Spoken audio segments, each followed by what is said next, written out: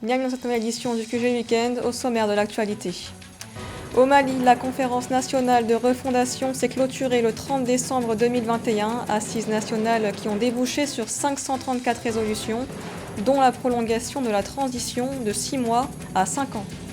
Au Togo, lors de son discours à la nation ce 30 décembre, le président Faure Gnassingbé a annoncé des mesures pour lutter contre l'inflation, notamment une avance d'1 mois de salaire aux fonctionnaires des secteurs publics et parapublics.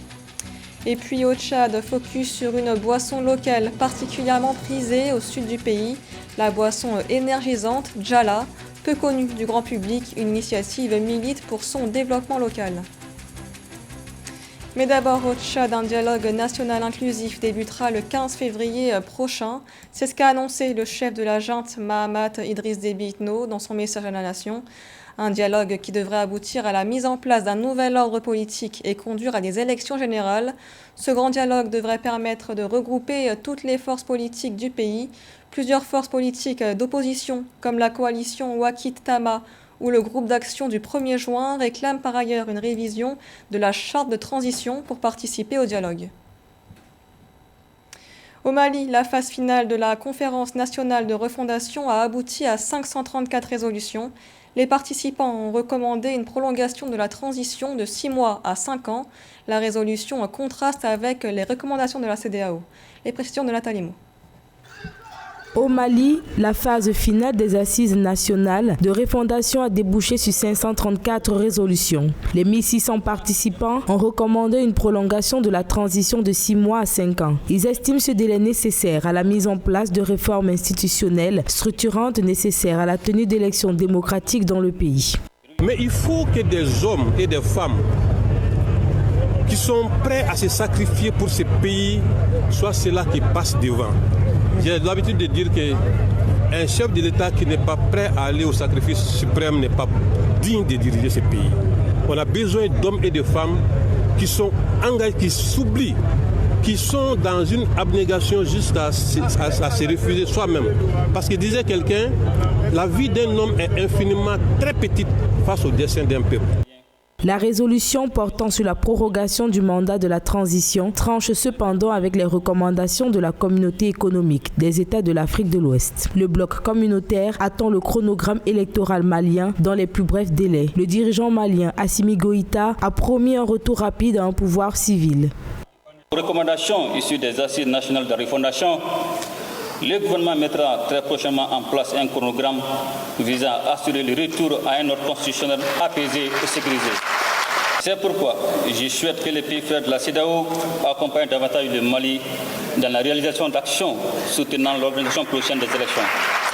Aux assises nationales de la refondation qui ont pris fin le 30 décembre 2021, les participants ont également demandé la mise en place d'un Sénat et d'une Cour des comptes, l'ouverture aux citoyens de la saisine de la Cour constitutionnelle et la recomposition du Conseil national de la transition. Et dans l'actualité également, en Mauritanie, 3e nuit d'hospitalisation pour l'ancien président Mohamed Ould Abdel Aziz. Après avoir été admis mercredi à l'hôpital militaire de Nouakchott pour des soins urgents, l'ex-chef de l'État a été pris en charge au centre cardiologique de Nouakchott ce 1er janvier. Selon le ministère de la Justice, son état de santé serait rassurant. Une affirmation contestée par la famille et les avocats de Mohamed Ould Abdel Aziz, qui affirment que l'ex-chef de l'État souffre de problèmes cardiaques sérieux. Rappelons que l'ancien chef de l'État est inculpé pour corruption, blanchiment d'argent et enrichissement illicite depuis juin dernier, accusation qu'il réfute. Rétrospective de l'actualité politique en Côte d'Ivoire, 2021 a été marquée par plusieurs événements, notamment le retour de l'ancien président Laurent Gbagbo et sa rencontre avec son successeur, le président Alassane Ouattara. Retour sur ces moments forts avec Ange Méniot.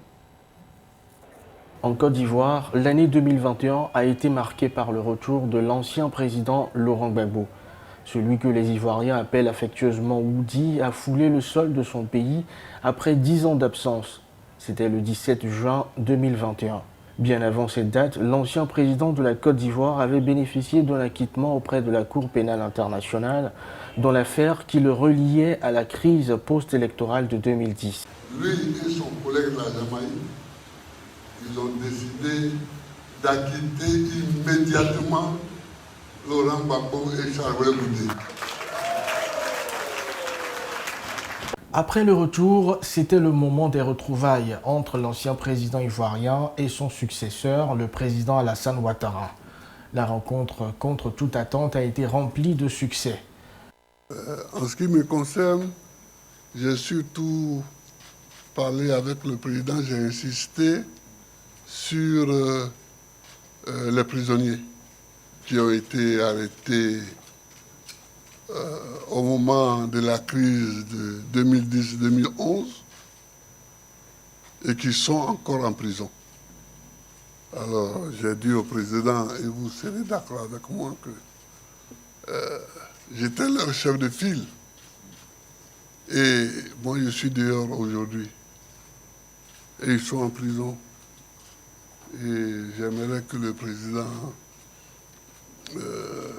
fasse tout ce qu'il peut pour les libérer. L'ancien président Laurent Gbagbo a multiplié les visites après son retour en Côte d'Ivoire. La séparation formelle de son parti FPI et la création d'une nouvelle reste également l'une des actualités fortes sur le plan politique en Côte d'Ivoire. Au Togo, afin de lutter contre la vie chère, le président Faure Gnassingbé a annoncé lors de son discours à la nation une avance d'1 mois de salaire aux fonctionnaires des secteurs publics et parapublics, une opération qui vise à lutter contre la flambée des prix. Joël Ballot. Malgré une politique monétaire prudente, l'inflation au Togo est passée de 0,7% en 2019 à 1,9% en 2021. Ce taux annuel est largement influencé par l'augmentation continuelle des prix des produits de grande consommation. Conscient de cette situation, le chef de l'État togolais, Faure Gnassingbé, dans son adresse à la nation ce 30 décembre, a fait l'annonce d'une avance d'1 mois de salaire aux fonctionnaires de l'État pour lutter contre la vie chère. Le gouvernement a poursuivi la réduction des frais de raccordement à l'eau potable pour les ménages les plus vulnérables. Malgré toutes ces mesures, je sais que vous continuez de ressentir les effets de cette hausse des prix. C'est pourquoi j'ai instruit le gouvernement d'accorder aux fonctionnaires des secteurs publics et parapublics et aux retraités, dès la semaine prochaine, une avance d'1 mois de salaire qui sera remboursable par tranche mensuelle jusqu'en décembre 2022.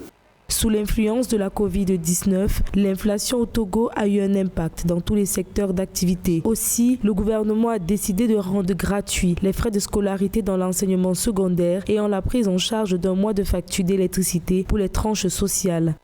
Dans le secteur de l'éducation et de la formation, d'importants investissements seront mobilisés pour la construction en 2022 de plus de 5000 salles de classe et l'ouverture de nouveaux instituts de formation en alternance pour le développement IFAD.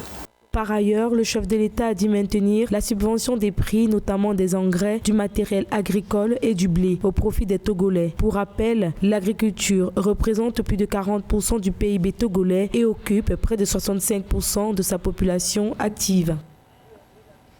Au Tchad, focus sur une boisson locale énergisante, la boisson Djala, prisée par les populations au sud du pays. Elle est toutefois peu connue du grand public. Sa production artisanale est toutefois un frein à sa commercialisation au niveau national. Reportage de notre correspondant à Mahamat Ramadan.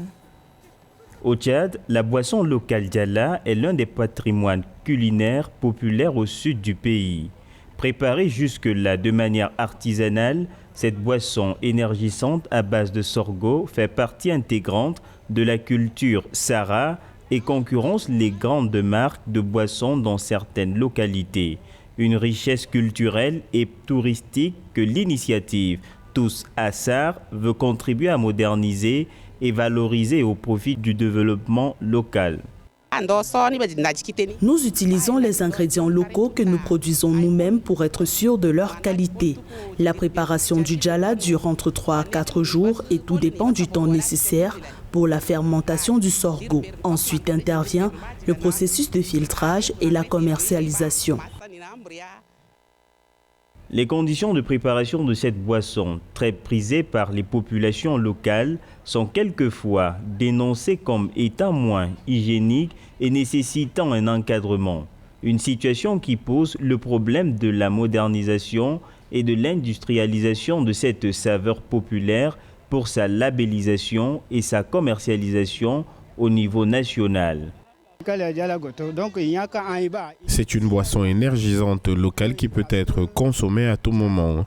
Elle nous aide à avoir de l'énergie nécessaire pour travailler dans la journée. Nous ne fréquentons que des cabarets qui respectent les normes hygiéniques de préparation. Et de toutes les manières, la boisson Djala est très nutritive, digestive et ne cause aucun problème de santé si on la consomme avec modération.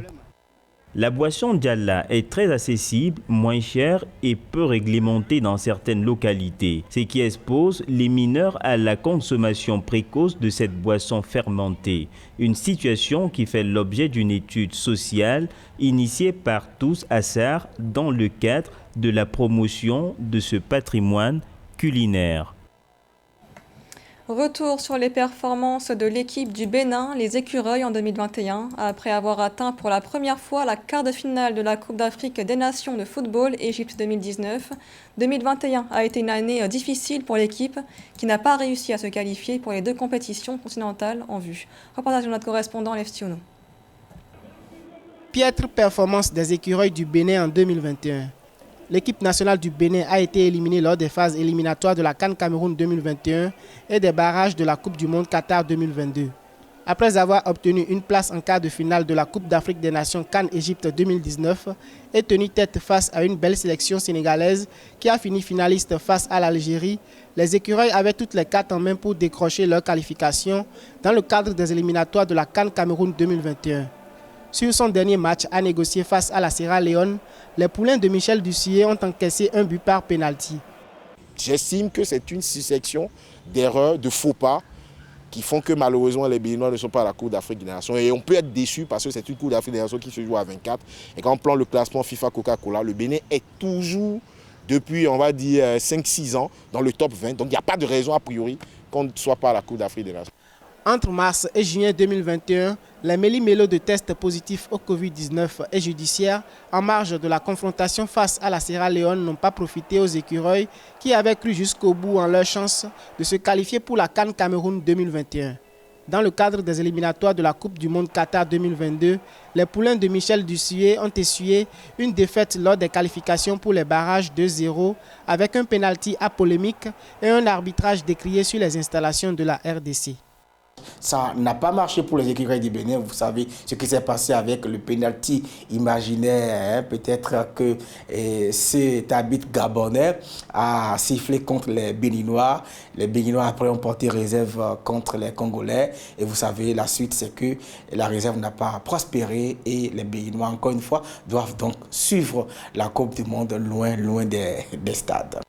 Habitué à des victoires à Cotonou, le 11 national du Bénin a perdu d'importants matchs à domicile, malgré les talents individuels dont dispose l'équipe. Ce journal a été réalisé par l'ensemble de la rédaction. Merci de l'avoir suivi. L'information continue sur Africa 24.